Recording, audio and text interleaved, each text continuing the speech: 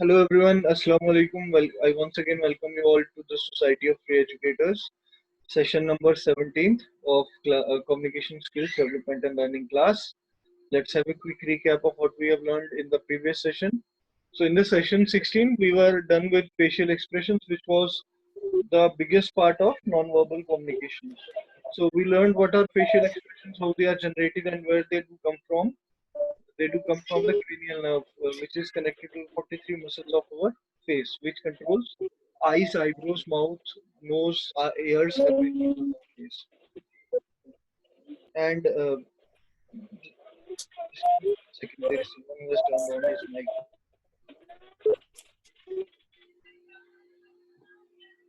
Okay, and then we understood how to read a face, where we understood how to read eyes, eyebrows, and mouth. What role these three body parts play while making expressions or reading faces. And then we had a test which displays your face reading skills. Okay, so this was all about the previous session. Now today we are not going into non-verbal communication because we'll have another dedicated session for non-verbal communication. Today we'll have our standard approach. So let's start with the session. Uh, First, the verbal skills. We'll understand the difference between when and if. So, see, both of these words are used when we have to display chances or possibilities. Okay, when I'm not certain or when I'm certain about few possibilities of something or chances of something, I can use these two words. These two words can start a question, or these two words can be used in a simple sentence, in an answer, or in an affirmative sentence. So these two words are used in case of choices. These can be used in present simple when it is a fact or a repeated action. Okay, अब इस इन दोनों में difference क्या है? देखो, पहला ये see this set of sentences. If you put water into the freezer, it becomes ice, and when you put water into the freezer, it becomes ice. So anyone can let me know the difference between these two sentences? किसी को मालूम है कि इन दोनों का फर्क क्या है? If you put water into the freezer, it will become ice, and when you put water in the freezer, it will become ice. Or there are two more sentences. When it rains today, I will have an umbrella, and if it rains today, I will have an umbrella. So what is the core difference between when and if? Anyone wants to say something about it? Okay, see.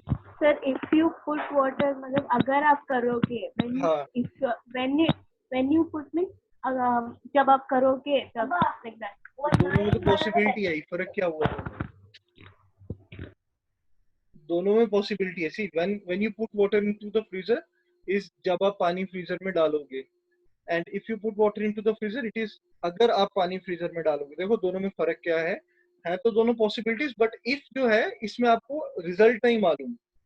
इसमें अगर वाली बात आ गई है, अगर ऐसा होगा तो, and you are not sure कि आप डालोगे पानी को फ्रीजर में या नहीं. लेकिन जब आप वन यूज करते हो then you are 100% sure that you are going to put water into the freezer.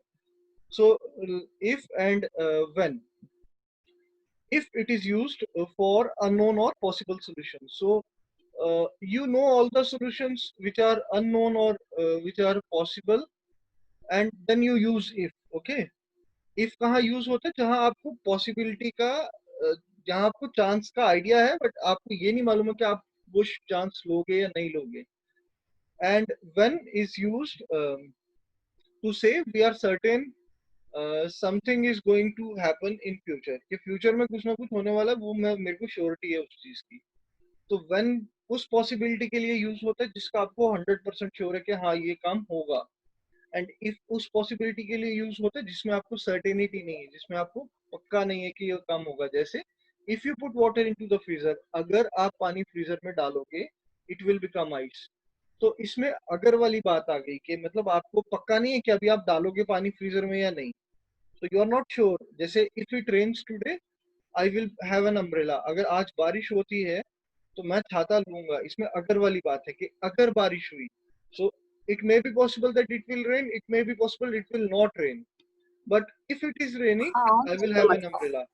And just give me 1 second, let me mute someone. Okay. And when is used in case of a possibility which is very certain. When it rains today means it is going to rain. You are 100% sure कि आप बारिश होगी ही होगी, और जब बारिश होगी तब आप छाता लोगे. इसके एग्जांपल्स हम देखते हैं. If I eat breakfast today I will have toast. अगर मैंने आज नाश्ता किया तो मैं टोस्ट खाऊंगा. तो मेरा पक्का नहीं है कि मैं नाश्ता करूंगा या नहीं करूंगा, लेकिन अगर मैंने किया तो मैं टोस्ट खाऊंगा. या फिर if I go home I will watch a movie. अगर मैं घर गया तो मैं मूवी देखूंगा. तो अगर वाली बात है कि I am not sure that I am going to home और not, but if I go home I will watch a movie. और इन्हीं सेंटेंसेस को व्हेन के साथ जब यूज करेंगे, when I have breakfast today I will have toast.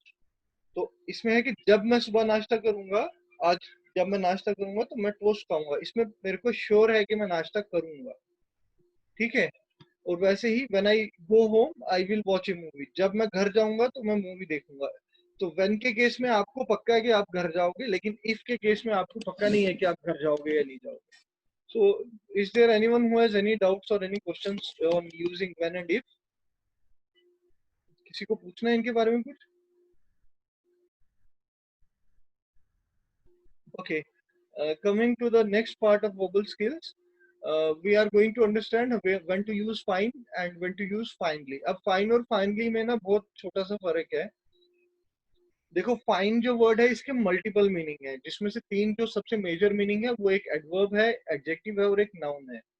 तो fine सबसे पहले नाउन के केस में क्या है, जो पनिशमेंट या जो रिइंबर्समेंट हमें इन फॉर्म ऑफ मनी देना पड़ता है ना स्कूल्स कॉलेजेस या लेट फीस के तौर पे, दैट इज फाइन. फाइन और वो नाउन है.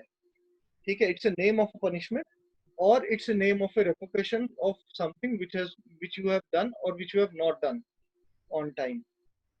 तो पहला तो ये चीज है कि फाइन एज ए नाउन क्या है. और उसके बाद एज एन एडवर्ब क्या होता है फाइन. ये एडवर्ब ऑफ मैनर है, जिसमें आप बताते हो कि ये काम बहुत सेटिस्फैक्टरी हुआ है, बहुत जबरदस्त हुआ है, इट इज वेरी, मतलब ये बहुत सही हो गया काम कोई, तो हम बोलेंगे this has been done very fine.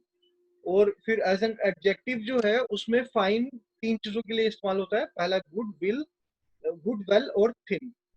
जैसे मैं बोलूंगा this guy has a very fine body structure. तो इस आदमी की बॉडी की जो स्ट्रक्चर है वो बहुत फाइन है, इसका मतलब वो बहुत हेल्दी आदमी है. और अगर मैं इसका, चलो इसका एग्जांपल ही देखते हैं हम आगे. फाइनली जो है, फाइनली, ये फाइनली जो है ये एक एडवर्ब ऑफ डिग्री है, जिसका मतलब होता है कि कितना छोटा काटा जाता है किसी चीज को. जैसे cut the onions finely, cut the paper finely, this sheet has been finely cut. तो ये जो शीट है ये बहुत छोटी पतली काटी गई है, बहुत ध्यान से काटी गई है. तो इसका हम एग्जांपल देखते हैं फाइन का. पहला जो है वो एज एन एडवर्ब है, adverb of manner. I fix my broken TV and it is working fine now. तो यहाँ पर फाइन का मतलब हुआ कि मैंने, मेरा एक टीवी जो खराब था उसको मैंने ठीक किया, वो सेटिस्फैक्टरी तरीके से चल रहा है, अब वो ठीक ठाक चल रहा है. So working fine now means it is doing what it is suppose to do. ये वो काम कर रहा है जो इसको करना चाहिए. और दूसरा एग्जांपल है एज एज एन एडजेक्टिव, जिसमें पहला है one fine morning I went to school. तो एक अच्छी सुबह मैं स्कूल गया था, एक बेहतरीन सुबह या खुशनुमा सुबह में स्कूल गया था. तो इसमें फाइन का मतलब है गुड या वेल. और आई हैव फाइन हेयर, मेरे बाल पतले हैं. ठीक है. तो इसमें फाइन का मतलब है थिन. और as a noun I have to pay fine of 1500 rupees, मेरे को 1500 रुपए का फाइन देना पड़ा. सो सबको क्लियर है फाइन का कैसे यूज करना है. ये तीन जगह यूज होता है, मेजोरिटी और मेजर यूज इसके ये तीन हैं. और फाइनली के एग्जांपल्स हम देखते हैं. I have to cut the onions finely to prepare the dinner, मेरे को प्याज बहुत पतले पतले काटने हैं खाना बनाने के लिए. या फिर the paper must be cut finely to make the decorative flower. तो मेरे को फूल बनाना है, एक डेकोरेटिव फूल बनाना है, आर्टिफिशियल फ्लावर बनाना है मेरे को, और उस चक्कर में मुझे कागज जो है वो बहुत फाइनली मतलब ध्यान से काटने हैं, बहुत छोटे बहुत बड़े बहुत ध्यान से काटने हैं। और फिर है fry some finely sliced potatoes and put some salt on it to prepare chips. तो आलू को बहुत बहुत फाइनली कटे हुए आलू, पतले कटे हुए आलू को आप फ्राई करो और उस पर नमक डाल लो चिप्स बनाने के लिए। So let me know if anyone has any doubt between how to use fine and finally. सबको क्लियर है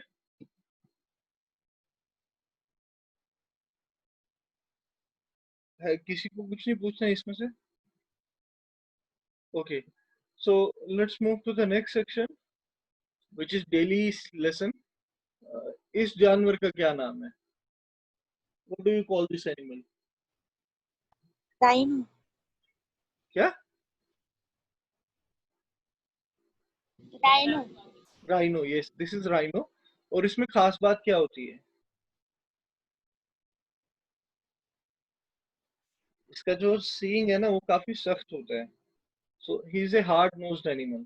और जो हमारा फ्रेज है वो भी आज इसी के लिए है, hard nosed. Hard nosed actually देखो क्या होता है, हम जिसको हिंदी में नकचड़ा बोलते हैं ना, उर्दू में या हिंदी में नकचड़ा बोलते हैं, उसको इंग्लिश में हार्ड नोज्ड बोलते हैं। लेकिन इस फ्रेज का एक और मीनिंग है, ज्यादातर ये नकचड़े के लिए इस्तेमाल होता है, लेकिन इसका एक और मीनिंग है, वो होता है हार्ड वर्किंग डेडिकेटेड। तो इसका पहला मीनिंग जो है वो ये है, when someone who is stubborn, unforgiving and insensitive. Stubborn हो गया जिद्दी, अनफॉरगिविंग हो गया जो याद रखता है चीजों को, मतलब आपने उसके साथ कोई मजाक किया वो याद रखेगा और वो डेफिनेटली बदला लेगा। और तीसरा है इनसेंसिटिव, मतलब उसको कोई फिक्र नहीं है कि कोई क्या सोच रहा है क्या नहीं। तो दिस इज समवन जिसको हम उर्दू में नकचड़ा कहते हैं। तो हार्ड नोज इज नकचड़ा। इसका एक और मीनिंग है, it also describe someone who is practical, determined and tough minded. जो बहुत प्रैक्टिकल है, स्ट्रेट फॉरवर्ड है लाइफ में, डिटरमाइंड है कि उसको पता है उसको क्या करना है, और टफ माइंडेड है, अपने काम से वो हटने वाला नहीं है। तो इसका पहला एग्जांपल है, I asked my boss for a leave and he is such a hard nosed man. तो यहाँ से क्लियर हो गया कि उसने मुझे छुट्टी नहीं दी। तो मैंने अपने बॉस से छुट्टी मांगी और वो बहुत नकचड़ा इंसान निकला, बहुत नकचड़ा इंसान है।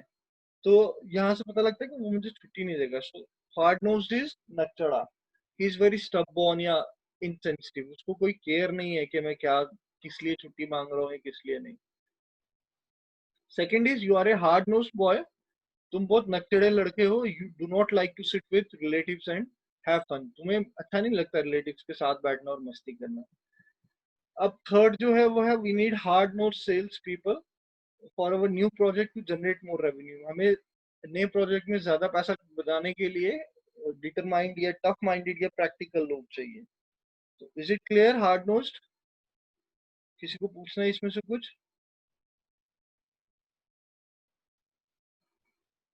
Okay, let's go to the other phrase. ये क्या हो रहा है? ये कौन बताएगा ये क्या हो रहा है? लिप्स एंड दांत और एक बुलेट है। It's chewing a bullet. Yes, he is actually trying to bite a bullet. Okay, so we do not chew something which we cannot chew, we bite it. देखो एक चीज याद रखना, मैं आपको बहुत फंडामेंटल चीज बताता हूँ। जो वर्ड च्यू है ना, च्यू वर्ड सिर्फ उन्हीं चीजों के काटने के लिए इस्तेमाल होता है जिसको हम चबा सकते हैं। और जिसको हम चबा नहीं सकते, जैसे प्लास्टिक, मेटल, वुड और शीट्स हो गए या क्लॉथ हो गया, उसको हम चबाकर पेट में डाल नहीं सकते। So we'll use the word bite. ठीक है, तो बाइट उन चीजों के लिए इस्तेमाल होता है जिसको आप चबा नहीं सकते, और च्यू उनके लिए इस्तेमाल होता है जिसको आप चबाकर निगल सकते हो, अपने पेट में डाल सकते हो, which you can actually eat. Okay, so here the phrase that we are going to learn is when biting a bullet. Okay, और इसका मतलब होता है कि when you are forced to accept something or when you are forced to do something which is very difficult or unpleasant। जब किसी को जबरदस्ती कोई ऐसा काम मनवाया जाए जो बहुत मुश्किल है या बहुत सरदर्दी वाला काम है, that is bite the bullet. Okay, और इसका एग्जांपल हम देखते हैं, in order to get rid of my fat belly I have to bite the bullet and start the gym. मेरे को अपना पेट का जो मोटापा है वो कम करने के लिए एक बहुत मुश्किल काम करना पड़ेगा और जिम स्टार्ट करना पड़ेगा, ठीक। And second is I have to bite the bullet and work for the whole night, no I am feeling tired. तो मेरे को बहुत मुश्किल काम एक्सेप्ट करना पड़ा और पूरी रात काम करना पड़ा, और अब मैं बहुत थक चुका हूँ। और इसका एक फ्रेज और एक एग्जांपल और है, it is biting a bullet for is it biting a bullet for you to register all these records in the database? क्या तुम्हारे लिए इतना मुश्किल काम है कि ये सारे रिकॉर्ड्स को डेटाबेस में रजिस्टर करना? तो सबको समझ आया कि ये बाइट द बुलेट का क्या चक्कर है, ये किसके लिए इस्तेमाल होता है। फ्रेजेस बहुत कम रह गए हैं, इसके बाद ज्यादा फ्रेजेस नहीं है। सो किसी को भी डाउट है please let me know any time. Okay, so let's move on to the next section, which is word root analysis and pronunciation.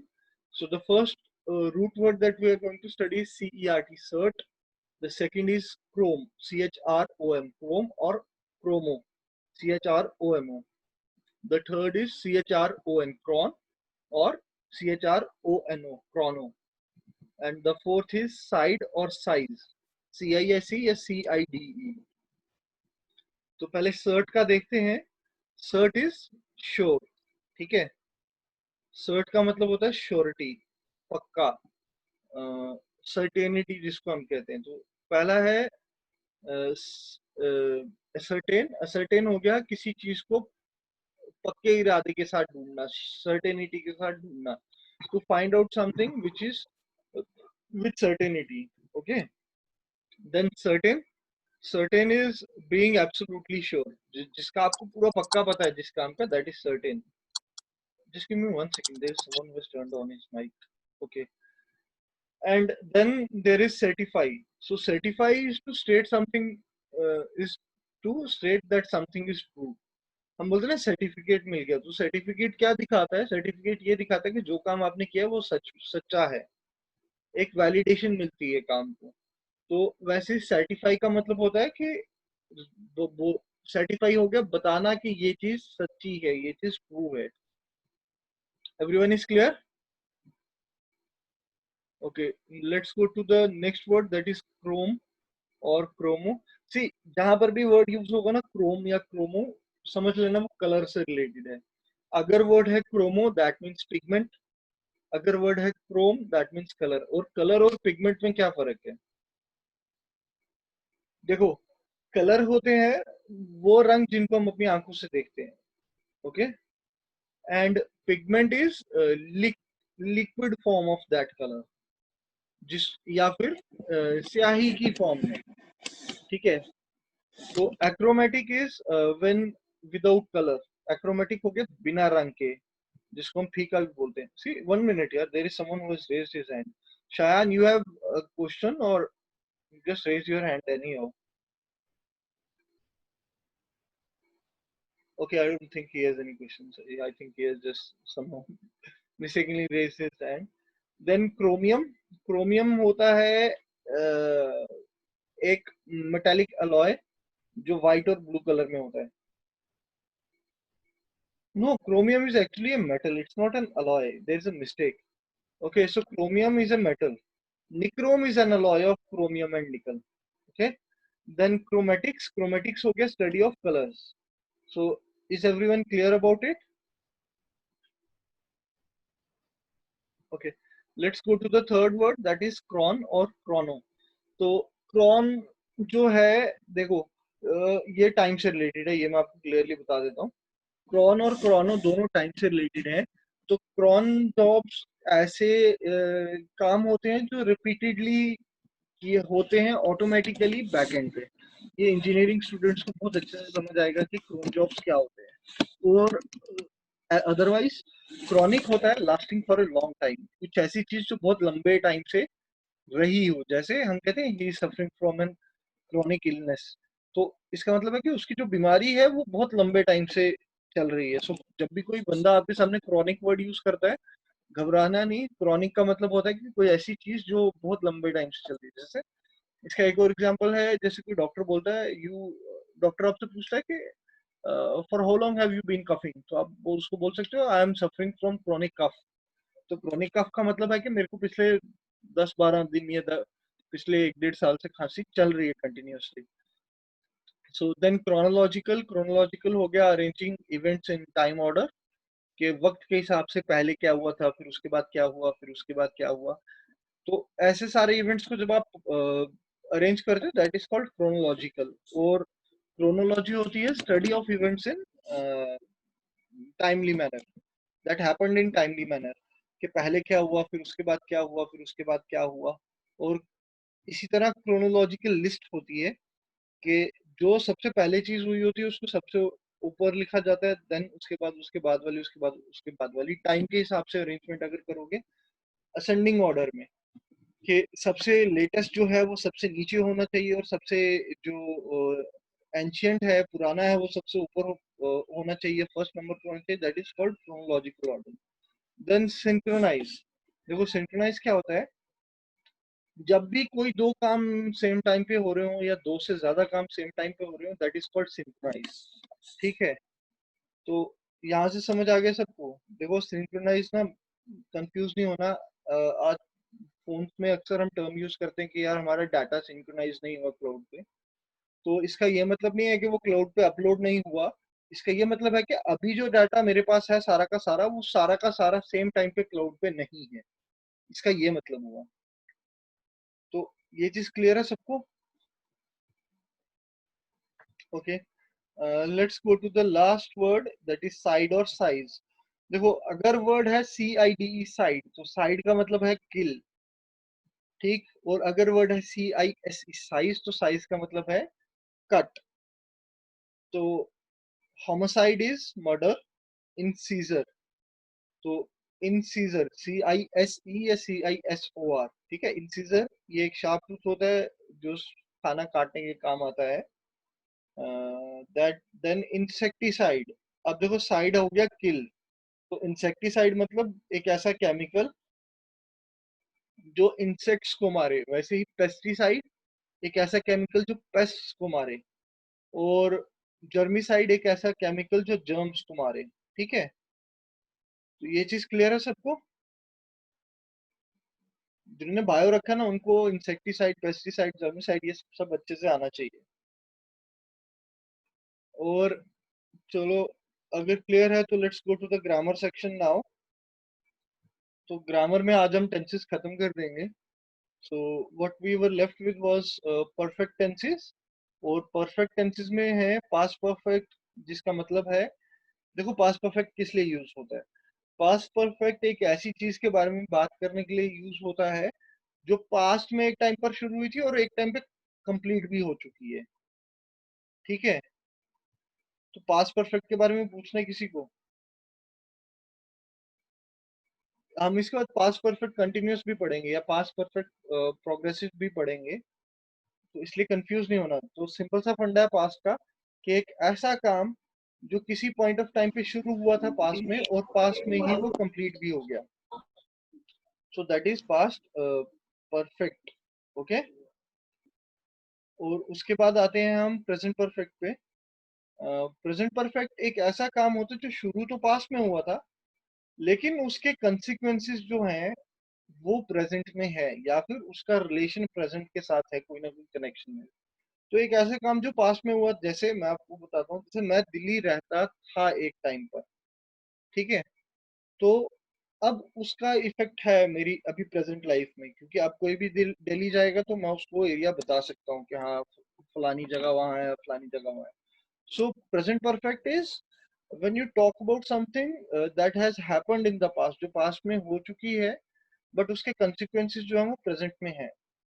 और फ्यूचर परफेक्ट देखो क्या होता है। फ्यूचर परफेक्ट एक ऐसा टेंस होता है या एक ऐसा वर्ब होता है जो आपको एक ऐसी एक्शन के बारे में बताता है जिसको एक्सपेक्ट किया जाता है या जिसको प्लान किया जाता है फ्यूचर के टाइम रेफरेंस में, मगर एक पर्टिकुलर टाइम से पहले, और वो पर्टिकुलर टाइम भी फ्यूचर का होना चाहिए। मतलब एक ऐसी एक्शन या एक ऐसा इवेंट जिसको आप फ्यूचर में एक पर्टिकुलर टाइम पर होने का एक्सपेक्टेशन रखते हो। So anyone has any doubt? And shall we go and see the examples? बताओ. Let me see who is there today. हाँ, फैसल वगैरह सबको क्लियर है? इरफाना, फैसल, मरियम, सबको क्लियर है ये परफेक्ट टेंस कहाँ यूज होता है? Yes, yes, yes, yes. Okay, so इसका एग्जांपल्स देखते हैं हम. पास्ट परफेक्ट, प्रेजेंट परफेक्ट और फ्यूचर परफेक्ट का.